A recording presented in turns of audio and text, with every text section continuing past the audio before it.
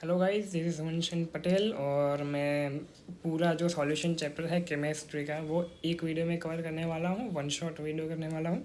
अगर आपको वीडियो पसंद आए तो लाइक कर देना और चैनल को सब्सक्राइब भी कर देना।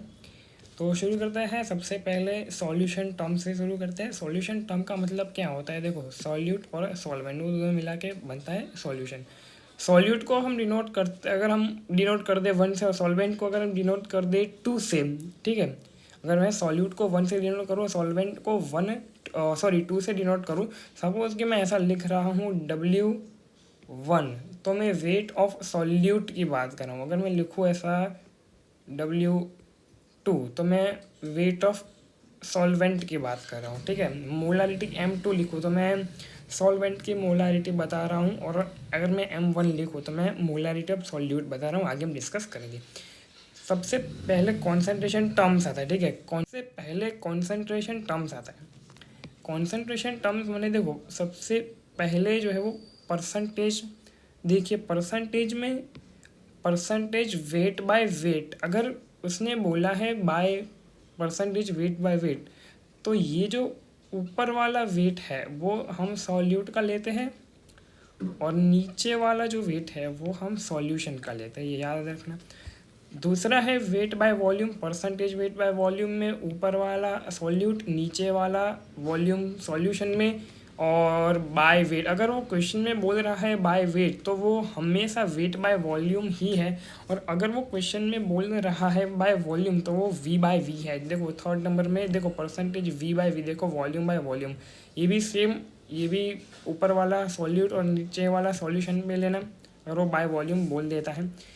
देखो, सबसे उसके बाद में जो टर्म है वो मोलारिटी है। मोलारिटी मतलब number of mole of solute dissolve पर लीटर ऑफ सॉल्यूशन, माने एक लीटर के अंदर कितने नंबर ऑफ मोल सॉल्यूट हुए हैं, ठीक है। मोल पर लीटर, तो मोल पर लीटर, ठीक है। फॉर्मूला है, देखो, N/V है। N को हम लिख सकते हैं वेट बाय मॉलिक्यूलर वेट, ठीक है। तो यही लिखा है, वेट बाय मॉलिक्यूलर वेट, ठीक है। N को हमने लिख दिया W1/M1, और ये ग्राम में हमेशा पुट करना, और ये लीटर में हमेशा पुट करना। अगर सपोज के क्वेश्चन में ml दिया है तो इधर VML में और ऊपर 1000 से मल्टीप्लाई बाय मोलारिटी का formula, molarity is equal to weight into 1000/M1।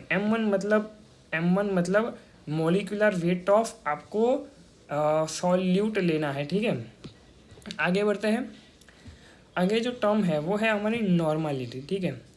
Normality को हम बोलेंगे, it is a number of gram equivalent of solute dissolve पर लीटर ऑफ सॉल्यूशन। देखो, ग्राम इक्वावेलेंट जो है वो ग्राम इक्वावेलेंट जो वो अलग अलग एसिड के केस के अंदर जो ग्राम इक्विवेलेंट को हम से वैलेंसी फैक्टर आपको पता हो तो आप ग्राम इक्विवेलेंट इजीली निकाल सकते हैं। और देखो, नॉर्मलिटी जो है वो उसका डेफिनेशन से ही समझिए, ग्राम इक्विवेलेंट मतलब हम weight, given weight upon equivalent weight माने एन फैक्टर आपका, जो इक्विवेलेंट वेट आप कैसे निकालो, जब इक्विवेलेंट वेट का फॉर्मूला होता है, इक्विवेलेंट वेट का फॉर्मूला बता देता हूँ तुमको, ऐसे मूल कॉन्सेप्ट में आता है ये। तो इक्विवेलेंट वेट होता है molecular weight upon molecular weight upon में आप लिखोगे वैलेंस फैक्टर एन फैक्टर और वैलेंस फैक्टर दोनों एक ही है। एन फैक्टर बोलो या वैलेंस फैक्टर कहो, ठीक है। इक्विवेलेंट वेट का formula molecular weight upon valence factor या एन फैक्टर, ठीक है। चलिए आगे बढ़ते हैं। नॉर्मलिटी का फॉर्मूला होता है W in gram upon E1 into volume in litre. अगर ml में लिखना हो तो आप 1000 से ऊपर मल्टीप्लाई कर दीजिए। अब देखिए रिलेशन, देखिए परसेंटेज W और मोलारिटी और नॉर्मलिटी के साथ में, और परसेंटेज W/V मोलारिटी और नॉर्मलिटी के साथ में। सपोज कि आपको मोलारिटी फाइंड आउट करनी है और परसेंटेज W/W आपको दिया गया है, तो आपको क्या करना है, इसकी वैल्यू पुट करनी है इंटू 10 अपॉन M1। और जो दूसरा जो फॉर्मूला है वो नॉर्मलिटी का है, percentage W/V, weight by volume into 10/E1, ठीक है। मोलारिटी का दूसरा फॉर्मूला देखिए, अगर W/W वेट है तो आपको इंटू 10 इंटू डेंसिटी करना है, डेंसिटी दी गई होगी। और अगर नॉर्मलिटी है तो W/W into 10 into density upon E1, equivalent weight. अब एक रिलेशन देखिए नॉर्मलिटी और मोलारिटी और वैलेंस फैक्टर का। Normality is equal to molarity into valence factor. देखो वैलेंस फैक्टर एसिड के केस के अंदर हमको जितने H+ होते हैं उतना ही वैलेंस फैक्टर का नंबर होता है, ठीक है। और देन बेस के केस में आपको OH का नंबर कैलकुलेट करना होता है। अगर आपको चार्ज दिया है तो जितना चार्ज है तो उतना वैलेंस फैक्टर हो जाएगा, ठीक है।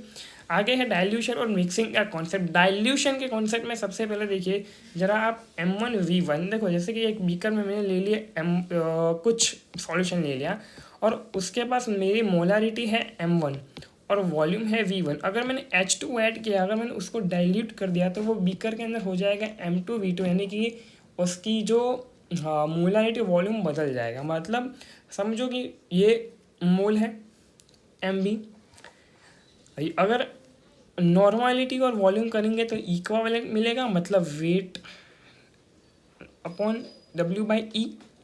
सपोज कि इसके लिए जो फॉर्मूला है ये यही लगता है M1V1 is equal to M2V2, और नॉर्मलिटी के लिए लगता है N1V1 is equal to N2V2। Then आप बोल सकते हैं कि अगर आपको पूछा गया है कि अमाउंट ऑफ H2 एडेड, कितना H2 ऐड करेंगे, तो वॉल्यूम V2 माइनस V1 कर देना तो आपको पता चल जाएगा कि ये कितना वाटर जो है वो ऐड किया है, ठीक है। अगला है मिक्सिंग का कॉन्सेप्ट। अगर मैं इसके अंदर मिक्स कर रहा हूँ, देखो सबसे पहले एक बीकर है मेरे पास। इस बीकर के अंदर जो मोलारिटी वॉल्यूम है M1V1 है, इसमें भी मोलारिटी वॉल्यूम M2V2। इन दोनों को अगर मैं मिक्स कर देता हूँ, ठीक है, इन दोनों को अगर मैं मिक्स कर देता हूँ तो मेरे पास जो बीकर के अंदर जो मोलारिटी और वॉल्यूम है M3V3 आ जाएगा, ठीक है। और इसके लिए फॉर्मूला लगेगा M1V1। देखो इन दोनों को मिक्स किया और मिक्स करने के बाद हमको क्या मिला, नया मोलारिटी और वॉल्यूम मिल गया। M1V1 plus M2V2 is equal to M3V3। और नॉर्मलिटी के लिए भी same, N1V1 plus N2V2 gives to N3V3। अगर समझ लो कोई रिएक्शन हो रही है, तो अगर रिएक्शन हो रही है तो उसके लिए जो कुछ कंडीशंस है, रिएक्शन सबसे पहले कंप्लीट होनी चाहिए। और उसका या तो आपको बोल देगा क्वेश्चन में वो रिएक्शन कंप्लीट हो रही है, या तो वो बोल देगा न्यूट्रलाइजेशन कंप्लीट हो रहा है, कंप्लीट न्यूट्रलाइजेशन हो रहा है। तो इसके अंदर हम लोग लगा सकते हैं लॉ ऑफ इक्वावेलेंस। देखो लॉ ऑफ इक्वावेलेंस क्या बोलता है कि A+B reactants give to product C+D। A+B reactant है, A+B रिएक्टेंट है, वो रिएक्ट कर प्रोडक्ट बना रहा है C+D। सपोज कि मैं ए का नॉर्मलिटी और वॉल्यूम NaVA है, बी का नॉर्मलिटी और वॉल्यूम NbVB है, तो वो, और सी का जो नॉर्मलिटी वॉल्यूम NCVC है, और डी का है NdVD। तो ये दोनों की नॉर्मलिटी और वॉल्यूम इक्वल होगी, मतलब ABCD चारों का नॉर्मलिटी और वॉल्यूम को इक्वेट कर सकते हैं। सपोज कि मैं यह भी लिख सकता हूँ कि NaVA हाँ इज इक्वल टू NbVB। तो NaVA अगर मेरे को पता है और इक्विवेलेंट वेट आपको मॉलिक्यूलर मास लेके वो दे सकता है और पूछ सकते हैं कि वेट कितना होगा बी का।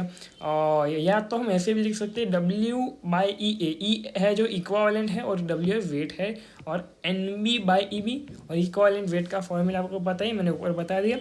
अगला जो टर्म है कॉन्सेंट्रेशन टर्म, वो है मोलालिटी। मोलालिटी मतलब number of mole of solute per kg of the solvent. Unit ध्यान रखना मोल पर केजी है, मतलब इसके अंदर हम नॉर्मलिटी को जो मोलालिटी है, मोलालिटी M, इसको स्मॉल m से डिनोट करते हैं। याद रखना जो मोलारिटी है, मोलारिटी को हम कैपिटल M से डिनोट करते थे, इसको हम स्मॉल m से डिनोट करते हैं। तो मोलारिटी है, मोलारिटी के अंदर फॉर्मूला देखिए N1 मोल हम सॉल्यूट के ले रहे हैं, और W2 केजी के अंदर जो वेट है वो हम सॉल्वेंट का ले रहे हैं, इसके अंदर हम वेट लेंगे, इसलिए हमने पर केजी लिखा, ठीक है, पर केजी लिखा। अगर हम मोलालिटी की बात करें तो N को हम लिख सकते हैं W1/M1। M is the molecular weight, ठीक है। तो मोलालिटी का फॉर्मूला कुछ इस तरीके से होता है। अगर वेट को अगर तुमको केजी में न देकर या केजी में न लिखकर ग्राम में लिखना है तो ऊपर 1000 से मल्टीप्लाई कर दीजिएगा। अगला है मोल फ्रैक्शन, जिसको हम एक्स से डिनोट करते हैं, ठीक है। मोल फ्रैक्शन को हम बोलते हैं N1 N2। सपोज एक बीकर है जिसके अंदर मोल है N1 और जो दूसरा जो कंपाउंड है उसका मोल N2 दिया है। तो X1 अगर फर्स्ट कंपाउंड का तुमको मोल फ्रैक्शन निकालना है तो N1 upon N1 plus N2, और अगर सेकंड का निकालना है तो N2 upon N1 plus N2, N1 plus N2, N1 plus N2, ये तो कॉमन ही रहेगा। आपको जिसका निकालना है वो ऊपर पुट कर दीजिए मोल का value. N stands for mole and X stands for mole fraction. The relation between molarity and molality, molality और मोलारिटी के बीच में रिलेशन क्या है?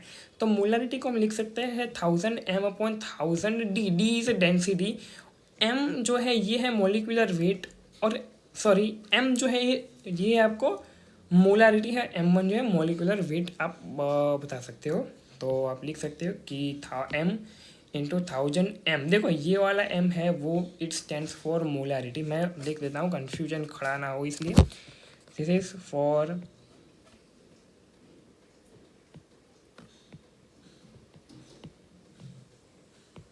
मोलारिटी,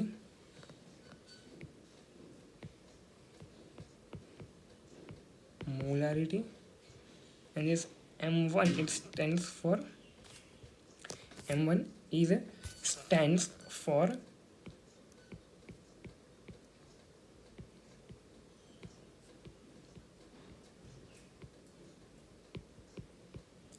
ऑफ सॉल्यूट, ठीक।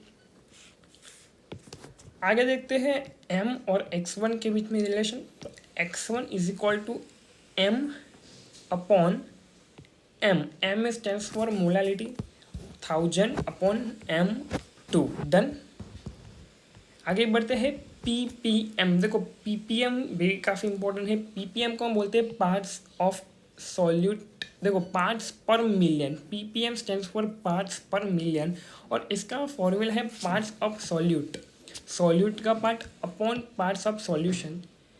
और यहाँ पर ये जो मल्टीप्लाई बाय 10⁶ है ऊपर, पार्ट्स ऑफ सॉल्यूट से जो मल्टीप्लाई बाय में 10⁶ है, इसलिए लेगा क्योंकि नाम ही है पार्ट्स पर मिलियन, ठीक है। तो ppm parts of solute upon parts of solution, और यहाँ पर ऊपर 10⁶ जो है वो रहेगा। अगर आपको पूछा जाता है परसेंटेज में, सपोज क्या वो बताना है कि परसेंटेज ऑफ पार्ट्स पर मिलियन बताएं, तो परसेंटेज ऑफ पार्ट्स पर मिलियन कैसे बताओगे? तो जितना ये आ रहा है, देखो जैसे कि ये हमारे पास है तो परसेंटेज इंटू 10⁴ कर दोगे, ठीक है। परसेंटेज इंटू 10⁴ कर दोगे। अगला जो है वो स्ट्रेंथ है, अगला है वो स्ट्रेंथ है। स्ट्रेंथ जो है वो ग्राम पर लीटर में नापी जाती है। Molarity is equal to, molarity का फॉर्मूला बताया कि W1 upon M1 into V volume. तो स्ट्रेंथ का जो फॉर्मूला निकल के आता है वो M मोलारिटी एंड मोलारिटी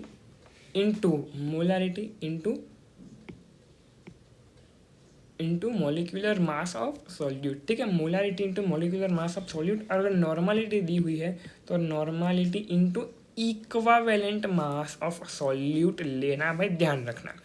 अगला है वॉल्यूम स्ट्रेंथ। वॉल्यूम स्ट्रेंथ को हम V से डिनोट करते हैं, ठीक है। और हम H2O2 की बात करें तो H2O2 रिएक्ट करके जो प्रोडक्ट देगा H2O प्लस हाफ O2, तो इसके अंदर सपोज आपको वॉल्यूम स्ट्रेंथ कैलकुलेट करें हैं, जिसको अभी फिलहाल हम V से डिनोट कर रहे हैं। V is equal to molarity into 11.2। अगर मोलारिटी दी हो तो, अगर नॉर्मलिटी है तो volume is equal to normality into 5.6। Remember this. अगला जो कॉन्सेप्ट है वो वेपर प्रेशर का आ जाता है हमारे पास। ओके तो चलिए वेपर प्रेशर शुरू करते हैं। तो वेपर प्रेशर क्या है? तो it is the pressure exerted by vapours of a liquid on its own surface. भी अपने ही सरफेस पे जब लिक्विड जो है वो प्रेशर एक्सर्ट करते हैं, ठीक है, और वेपर बन जाता है। हाँ, जो इसके अंदर जो pressure exerted by the vapour on a liquid on its own surface, ठीक है। अब देखते हैं इक्विलिब्रियम क्या होगा। इक्विलिब्रियम के केस के अंदर रेट ऑफ कंडेंसेशन जो है वो रेट ऑफ वेपराइजेशन के इक्वल हो जाएगा। कंडेंसेशन का रेट और वेपराइजेशन का रेट दोनों का इक्वल हो जाएगा।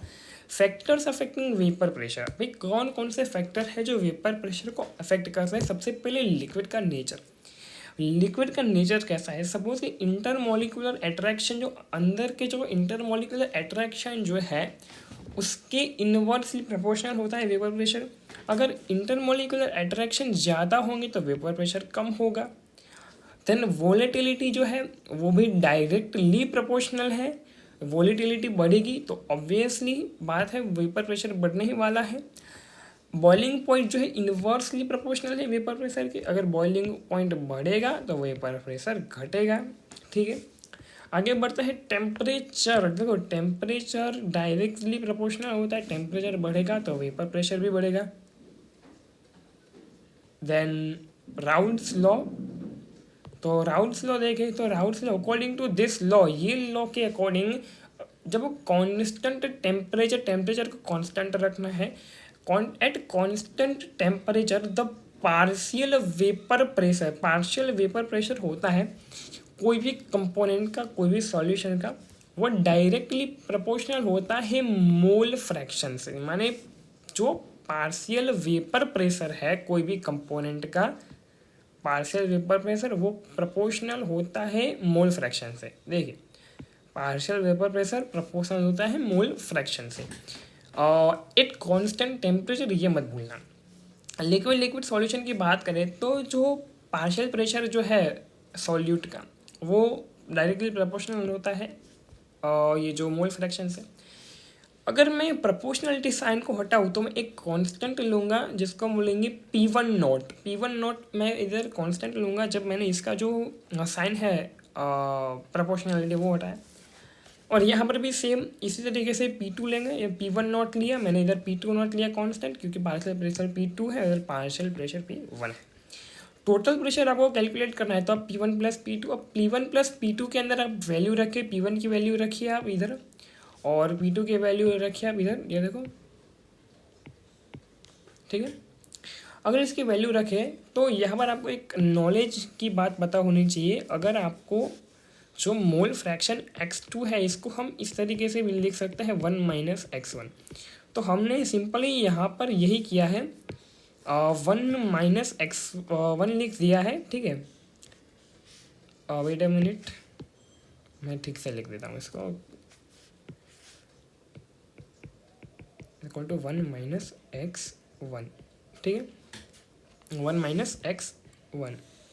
डन, यहाँ पर हमने यही लिखा है कि x2 को हमने 1 माइनस x1 में बदल दिया। ठीक है, नाउ सॉलिड लिक्विड सॉल्यूशन के अंदर होगा क्या, सॉलिड लिक्विड सॉल्यूशन के अंदर सॉलिड जो है वो नॉन वोलेटाइल होगा और लिक्विड जो है वोलेटाइल होगा। यहाँ पर ध्यान रखना कि ये दोनों ही वोलेटाइल हैं। यहाँ पर सॉलिड को हमने नॉन वोलेटाइल लिया है, ठीक है, और हमने लिक्विड को वोलेटाइल लिया है। इसका जो पार्शियल प्रेशर है सेम वही लगेगा। ठीक है, वही फॉर्मूला जो है वो यही कॉन्सेप्ट लगेगा, फॉर्मूला तो नहीं कह सकते, कॉन्सेप्ट लगेगा। इसका जो फॉर्मूला है वो देखिए ज़रा कि P not minus P upon P not is equal to x1 को हम लिख सकते हैं N1 upon N1 plus N2। और यहाँ पर ये ध्यान रखना कि ये जो सर्कल किया है P नोट माइनस P, ये है लोअरिंग ऑफ वेपर प्रेशर, ये है लोअरिंग ऑफ वेपर प्रेशर।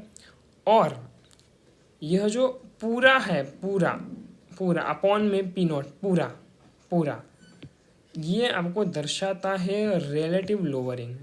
ये काफ़ी प्रश्न नीट में भी पूछे गए हैं, तो भाई ये अगर आपको लोअरिंग वेपर प्रेशर निकालना है तो सिर्फ आप यह फॉर्मूला लगाइए। ये मतलब आप ऐसे लगाइए कि P नोट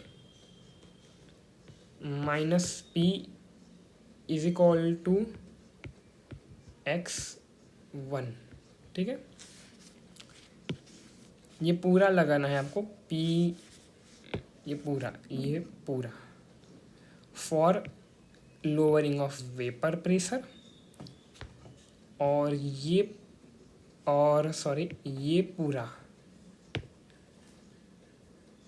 पूरा लगाना है आपको फॉर रिलेटिव लोवरिंग, ठीक है। और हम इस तरीके से भी लिख सकते हैं कि P not minus P upon P N one upon N two, और एन वन एन टू को आप लिख दो डब्ल्यू वन, एन वन को लिख दो W one by M one, और एन टू को लिख दो और W two by M two ऊपर चला जाएगा, एन टू नीचे है इसलिए एम टू ऊपर जाके ये फॉर्म मिलेगा, ठीक है। P one P not minus P upon P is equal to W one upon M one into M two upon W two. देखो सॉल्यूशन के प्रकार किन प्रकार के सॉल्यूशन होते हैं। देखो सॉल्यूशन हम आइडियल सॉल्यूशन होते हैं और एक नॉन आइडियल सॉल्यूशन होते हैं। आइडियल सॉल्यूशन जो है वो राउट लॉ को फॉलो करते हैं और नॉन आइडियल राउट लॉ को फॉलो बिल्कुल नहीं करते। देखो इसके अंदर एच मैक्स का वैल्यू ज़ीरो होगा और वी मैक्स का वैल्यू भी ज़ीरो होगा, पर याद रखें एस मैक्स का वैल्यू ज़ीरो से ज़्यादा होगा और जी मैक्स का वैल्यू ज़ीरो से कम होगा। देखो delta G gives free energy, ठीक है, इसका वैल्यू ज़ीरो से कम है। अब अगर हम बात करें नॉन आइडियल की तो पॉजिटिव डेविएशन और एक हो रहा है नेगेटिव डेविएशन। पॉजिटिव डेविएशन के अंदर 1-2 इंटरेक्शन जो है वो वीकर होते हैं, 1-1 इंटरेक्शन और 2-2 इंटरेक्शन से, है ना। तो और 1-2 मतलब सॉल्यूट सॉल्वेंट, ठीक है, और 1-1 solid 2-2 solvent solvent. Positive deviation और नेगेटिव डेविएशन के अंदर ज़रा ध्यान रखना कि जो यहाँ पर ये दोनों का वैल्यू तो सेम ही है, ठीक है, पॉजिटिव और नेगेटिव दोनों डेविएशन के दोनों का वैल्यू सेम है, बट एच मैक्स और वी मैक्स का वैल्यू बिल्कुल ऑपोजिट है। यहाँ पर पॉजिटिव डेविएशन के अंदर एच मैक्स का वैल्यू पॉजिटिव है और वी मैक्स का वैल्यू भी पॉजिटिव है, बट यहाँ पर नेगेटिव डेविएशन के अंदर एच मैक्स का वैल्यू नेगेटिव है और वी मैक्स का वैल्यू भी नेगेटिव है, ज़ीरो से कम है। इसका एग्जांपल इथेनॉल और वाटर मिक्स, इसका एग्जांपल देखें तो एसीटोन और CH3 मिक्स, ठीक है, एसीटोन CH दोनों मिक्स और इथेनॉल और वाटर मिक्स, ठीक है। इजियोट्रोप्स की अगर हम बात करें तो इजियोट्रोप्स जो है वो कॉन्स्टेंट बॉइलिंग मिक्सचर्स है और फ्रैक्शनल डिस्टिलेशन से हम इसको सेपरेट नहीं कर सकते, ठीक है। इजियोट्रोपिक डिस्टिलेशन से कर सकते हैं। देखो 2 टाइप्स होते हैं, एक तो मैक्सिमम बॉइलिंग एजियोट्रोप्स और एक होते हैं मिनिमम बॉइलिंग एजियोट्रोप्स। बॉइलिंग देखो मैक्सिमम को हम क्या बोलेंगे, एट हाई टेम्परेचर पे बॉयल होंगे, और जो बॉइलिंग जो हाई टेम्परेचर पे होगा वो बॉइलिंग पॉइंट और दोनों के कंपोनेंट से, मतलब जो टेम्परेचर अगर हम पूछे, जैसे कि बॉइलिंग पॉइंट अलग अलग कंपाउंड का अलग अलग बॉइलिंग पॉइंट होता है, वाटर का अलग है, गीलियम का अलग है, सभी का बॉइलिंग पॉइंट अलग अलग है। तो जिस भी टेम्परेचर पे ये जो बॉयल हो रहा है वो बॉइलिंग पॉइंट जो है दोनों कंपोनेंट से ज़्यादा होगा। वो दोनों कंपोनेंट माने सॉल्यूट और सॉल्वेंट, दोनों का जो मतलब जो दोनों बॉयल होंगे उसका टेम्परेचर ज़्यादा होगा। मैक्सिमम के अंदर जो है वो ज़्यादा टेम्परेचर पे बॉयल करेंगे एज़ कम्पेयर टू दोनों कंपोनेंट, और मिनिमम बॉइलिंग के अंदर जो टेम्परेचर जो है वो दोनों से ही कम होगा, लोअर होगा। माने इसके अंदर देखो नेगेटिव डेविएशन आता है, मैक्सिमम बॉइलिंग एजियोट्रोप्स में नेगेटिव डेविएशन और मिनिमम बॉइलिंग एजियोट्रोप्स पे पॉजिटिव डेविएशन, ठीक है, ये याद रखना इम्पोर्टेंट है। तो ये डेविएशन याद कर लेना और ये देख लेना कि बॉइलिंग पॉइंट जो है वो जो दोनों कंपोनेंट का बॉइलिंग पॉइंट से ज़्यादा टेम्परेचर पे होगा, और यहाँ पर जो बॉयल होगा कम टेम्परेचर पे, दोनों का जो बॉइलिंग पॉइंट है उससे कम टेम्परेचर पे बॉयल होगा। कोलिगेटिव प्रॉपर्टीज के अंदर होगा क्या कि this property which are independent on a number of particle present in the system not on their nature are called colligative properties. Colligative properties वो प्रॉपर्टी होती है जहाँ पर यह जो है वो नंबर ऑफ पार्टिकल्स कितने हैं उसके ऊपर डिपेंड करता है सिस्टम में, उसके नेचर पे नहीं। माने कि जो दोज प्रॉपर्टी ऐसी प्रॉपर्टी जो डिपेंड करते हैं सिर्फ नंबर ऑफ पार्टिकल पे, ना कि उसके नेचर पे, ना कि उसके नेचर पे। उसको हम बोलते हैं कोलिगेटिव प्रॉपर्टीज। आइए समझते हैं क्या कौन कौन सी प्रॉपर्टीज जो है वो इसके अंदर है। सबसे पहले elevation in boiling point. Elevation in boiling point के अंदर सबसे पहले ये एलिवेशन का मतलब होता है इंक्रीज करना भी किसी भी चीज़ का, ठीक है। एलिवेशन इन बॉइलिंग पॉइंट अगर मैं बताता हूँ, और यहाँ पर आपको ये रिलेशन पता है, vapour pressure inversely proportional to boiling point. तो डेल्टा टी बी है boiling point of the solution और एम है मोलालिटी, ठीक। ये दोनों प्रोपोर्शनल होता है। अगर बॉइलिंग पॉइंट के अंदर इंक्रीज आता है, एलिवेशन आता है, तो इसका जो फॉर्मूला है उसको, सपोज कि इसको प्रोपोर्शनलिटी साइन को हटाने के लिए मैं कांस्टेंट लगा रहा हूँ के बी। मैं जो प्रोपोर्शनलिटी हटाने के लिए कांस्टेंट लगाऊंगा के बी, तो के बी लगाते ही मेरा फॉर्मूला बन जाएगा delta T B is K B into M. M is molality. K B को हम बोल सकते हैं molal elevation constant. K B है मोलल एलिवेशन कांस्टेंट, या उसको हम बोलते हैं एब्यूलियोस्कोपिक कांस्टेंट। एब्यूलियोस्कोपिक कांस्टेंट ये के बी, वाटर के लिए के बी फिक्स होता है 0.52। वाटर के लिए अगर वाटर का पूछा जाए तो के बी 0.52 लगा देना। और के बी का फॉर्मूला जो है वो ये भी बनता है M2 into R into T B square upon H enthalpy into 1000। देखो लेटेंट हीट ऑफ वेपोराइजेशन अगर हम बात करें तो इसका फॉर्मूला होता है, अगर आपको लेटेंट हीट ऑफ वेपोराइजेशन पूछे तो delta H vaporisation upon M2 कर देना। और ये इसका यूनिट जूल पर मोल या कैलोरी पर मोल में भी होता है, ठीक है। अगला एक फॉर्मूला भी है K V is equal to R T B not square upon latent heat of vaporisation. अगर आपको लेटेंट हीट ऑफ वेपोराइजेशन पता है, आपको क्वेश्चन में दिया है या आपको निकाल लिया है अगर आपको ने, तो यह इधर फॉर्मूला में पुट करना। आर का वैल्यू देखो फिक्स होता है, आर का वैल्यू जो है वो फिक्स होता है 8.3, ठीक है। और अगर कैलोरी के अंदर लिखना है तो मैं इसके 2 कैलोरी पर मोल लिखूँगा, ठीक है, एच।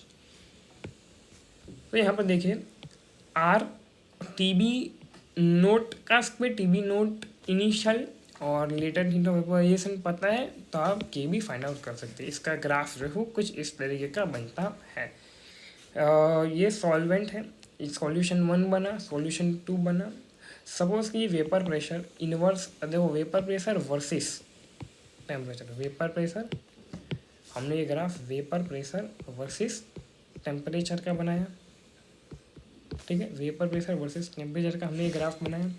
उसके अंदर समझ लो कि ये सॉल्यूशन है, इसको 1 atm एक प्रेशर पे एक पॉइंट पे पहुंच रहा है, कांस्टेंट है 1 atm प्रेशर है। और एक प्रेशर यहाँ पर पहुंचने के लिए ये ग्राफ शुरू हो रहा है, धीरे धीरे धीरे यहाँ तक, यहाँ से पहुंचेगा, ठीक है।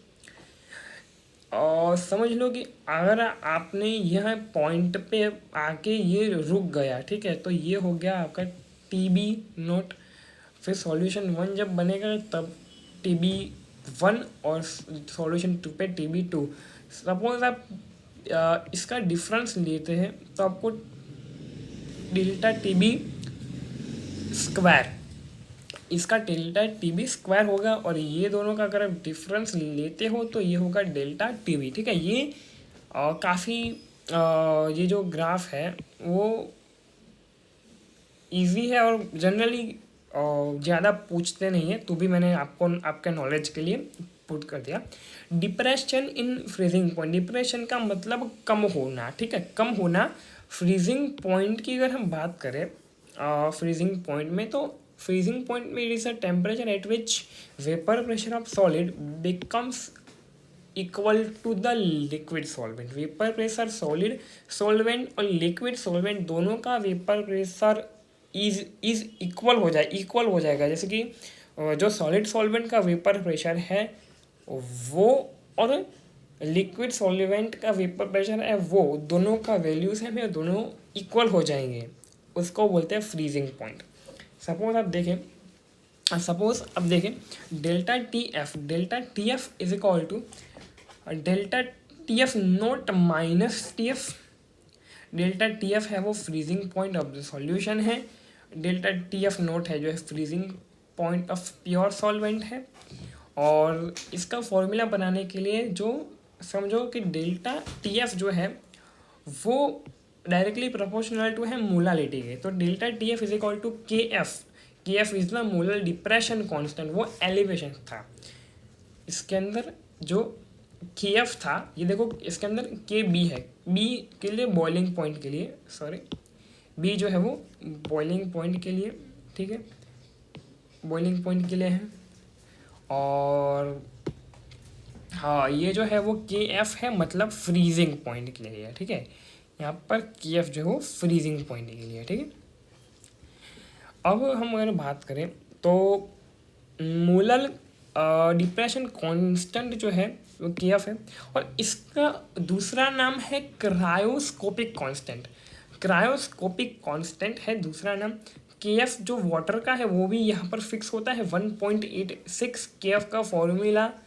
अब यहाँ पर चेंज है, वहाँ पर एंथैल्पी था, यहाँ पर डेल्टा एच फ्यूज़न है। डेल्टा एल फ्यूज़न के लिए आप फॉर्मूला लगाते हो लेटेंट हीट ऑफ फ्यूज़न, और यहाँ पर एल फ्यूज़न के लिए एच फ्यूज़न लगाते हो, वहाँ पर एच एंथैल्पी लगा रहे थे, ठीक है। बाकी सब चीज़ सेम ही है, सिर्फ यहाँ पर एल लेटेंट हीट की जगह फ्यूजन ऑफ हीट आ गया है, ठीक है। वही जो छोटा सा डिफरेंट है ना। वेपर प्रेशर और टेम्परेचर पे देखिए, यहाँ पर भी सेम मैंने आपको ग्राफ दे दिया है, ठीक है, आप देख लीजिएगा। You can see it. Osmotic pressure, अगला जो कॉन्सेप्ट है वो ऑस्मोटिक प्रेशर का कॉन्सेप्ट है। और ऑस्मोटिक प्रेशर में समझिएगा, सपोज मैंने यहाँ पर एक एग्जांपल लिया है कि ये जो बीकर है इसके अंदर यहाँ पर 10% ग्लूकोज और 90% वाटर है, और यहाँ पर 20% ग्लूकोज और 80% वाटर है।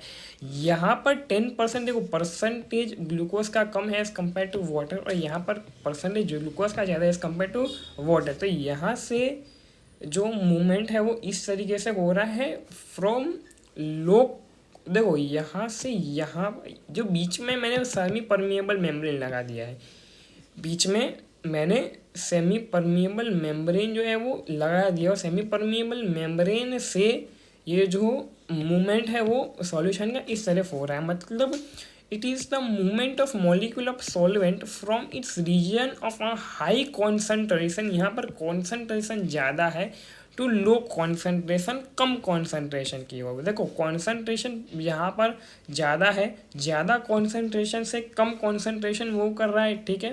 It is the movement of molecule solvent from region of high concentration to the low concentration across the semi permeable membrane. अगर हम बात करें एट इक्विलिब्रियम के वक्त जो मूवमेंट है जो सॉल्वेंट मॉलिक्यूल का वो होता है, बट दोनों डायरेक्शन के अंदर होता है।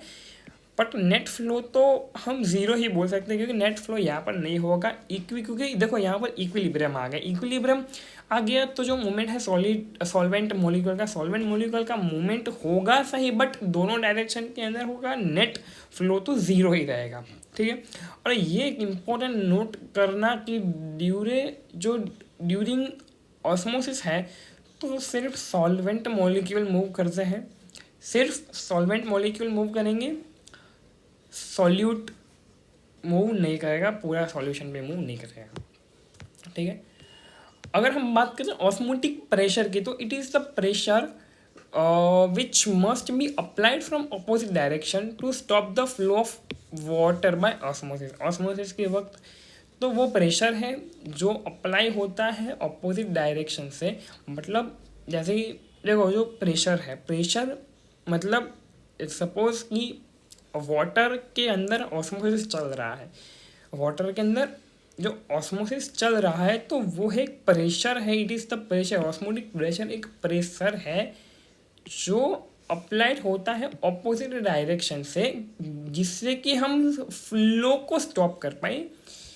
और सपोज कि मैं यहाँ पर जो है यहाँ पर देखें, ये जो फ्लो इस तरफ हो रहा है, तो जिस तरफ फ्लो हो रहा है उस तरफ से क्या बोल रहा है कि is applied from opposite direction to stop the flow of water. उल्टे डायरेक्शन से अगर हम यहाँ पर से अगर हम फोर्स लगाए, ठीक है, उल्टे डायरेक्शन से, तो ऑस्मोसिस की जो ऑस्मोसिस हो रहा है उसको स्टॉप कर पाए। प्रेशर है ऑपोजिट डायरेक्शन में लगने वाला प्रेशर जो कि वाटर का फ्लो जो है वो बंद करा सके, ऑस्मोसिस की प्रोसेस को बंद करा सके। ठीक है, यहाँ पर इसको ऑस्मोटिक प्रेशर को हम पाई से डिनोट करते हैं। ठीक है, वो पाई जो है वो टेम्परेचर के प्रोपोर्शनल होता है। टेम्परेचर बढ़ा, ये भी बढ़ा, टेम्परेचर घटा, ये भी घटा, ये बढ़ा तो ये भी बढ़ा, ये घटा तो ये भी घटा। ठीक है, ऑस्मोटिक प्रेशर को जो है वो हम CST भी लिख सकते हैं। सी को हम कॉन्सनट्रेशन को हम लिख सकते हैं। कॉन्सनट्रेशन मतलब मोलारिटी है, मोलारिटी कोई भी कॉन्सनट्रेशन है उसको हम लिख सकते हैं N/V। ठीक है, pi is equal to CST concentration ST। ठीक है, इसका जो फॉर्मूला है वो आपको थर्मोडाइनमिक्स के रिलेटेड है थोड़ा। ठीक है, PV is equal to NRT। P जो था वो प्रेशर था, यहाँ पर भी प्रेशर है पर ये ऑस्मोटिक प्रेशर है। ठीक है, टाइप ऑफ सॉल्यूशन में देखिए जरा कि टाइप ऑफ सॉल्यूशन में हाइपरटोनिक, हाइपोटोनिक और आइसोटोनिक 3 तरीके के सॉल्यूशन होते हैं। ठीक है, और वो आपको पता है बायोलॉजी में भी आता है। Then conditions of isotonic, isotonic की कंडीशन क्या है? सबसे पहले प्राइमरी कंडीशन जो है वो दोनों का ही जो ऑस्मोटिक प्रेशर है वो इक्वल होना चाहिए, ये हमेशा एप्लीकेबल है। और सेकेंडरी कंसंट्रेशन, सेकेंडरी कंडीशन क्या है? कॉन्सेंट्रेशन दोनों का सेम होना चाहिए। ये हर जगह एप्लीकेबल नहीं है। ठीक है, ये हर जगह एप्लीकेबल है, this is not always applicable. ठीक है, एप्लीकेबल है बट ऑलवेज नहीं, this is always applicable, this is because primary condition. Now abnormal molar mass theory, abnormal molar mass theory को हम आई से डिनोट करते हैं। जिस एसोसिएशन के अंदर आई 1 से बड़ा होगा, एसोसिएशन के अंदर आई 1 से कम होगा, और एसोसिएशन बी ने, डिसोसिएशन बी ने आई जो है वो 1 के इक्वल रहेगा। सबसे उसके बाद जो है स्ट्रॉन्ग इलेक्ट्रोलाइट के लिए अगर हम बात करें तो डिसोसिएशन और एसोसिएशन दोनों के अंदर अल्फा का वैल्यू 1 होता है, मतलब degree of dissociation is always equal to 1। तो डिसोसिएशन के अंदर जो नंबर ऑफ मोल आयन पर मोल जो है वो आपको दे के रखा। जैसे सपोज ये मैं एग्जांपल बताऊं कि जितने आयन, ठीक है, जितने आयन उतना ही आई। तो सपोज एग्जांपल के लिए NaCl के 2 आयन, इसके अंदर total 3 ion, Na2SO4 NAl2SO4 thrice में 5 आयन है। जितने आयन उतने आई का वैल्यू। देखो सपोज यहाँ पर एसोसिएशन है तो एसोसिएशन के केस के अंदर आई जो है वो 1/n हो जाता है, पर n is the number of particle associated है। यहाँ पर n को मोल मत मान लेना क्योंकि n मोल नहीं है, यहाँ पर n है नंबर ऑफ पार्टिकल, यहाँ पर n है नंबर ऑफ पार्टिकल एसोसिएटेड। ठीक है, और देन यहाँ पर अगर डाइमर है तो वो n का वैल्यू 2 होगा, ट्राइमर है तो n का वैल्यू 3 होगा, टेट्रामर है तो n का वैल्यू 4 होगा। ठीक है, अगर वीक इलेक्ट्रोलाइट है, सपोज कि वीक इलेक्ट्रोलाइट है तो उसका अल्फ़ा 1 से कम होता है। इसके लिए हम यूज़ करते हैं ये वाला formula, alpha is equal to I-1/n-1, और यहाँ पर होता है, देखो अल्फ़ा जो है वो होता है परसेंटेज अल्फ़ा अपॉन 100। अगर आपको क्वेश्चन में परसेंटेज अल्फ़ा दिया है और आपको अल्फ़ा निकालना है तो आप उसको परसेंटेज अल्फ़ा को डिवाइड बाय 100 कर दीजिए, आपको अल्फ़ा मिल जाएगा। फिर आप अगेन पुट कर दीजिए। अगर आपको आई फाइंड आउट करना है तो अल्फ़ा फाइंड आउट करिए, degree of dissociation find out करिए, और अपॉन n-1, n का वैल्यू मैंने ऑलरेडी बता चुका हूँ, नंबर ऑफ पार्टिकल, जितने पार्टिकल एसोसिएटेड होते हैं। ठीक है, और thank you all of you for watching my video. अगर आपको पसंद आया तो सब्सक्राइब ज़रूर कर दीजिएगा चैनल को, और वीडियो को लाइक भी कर दीजिएगा। Thank you.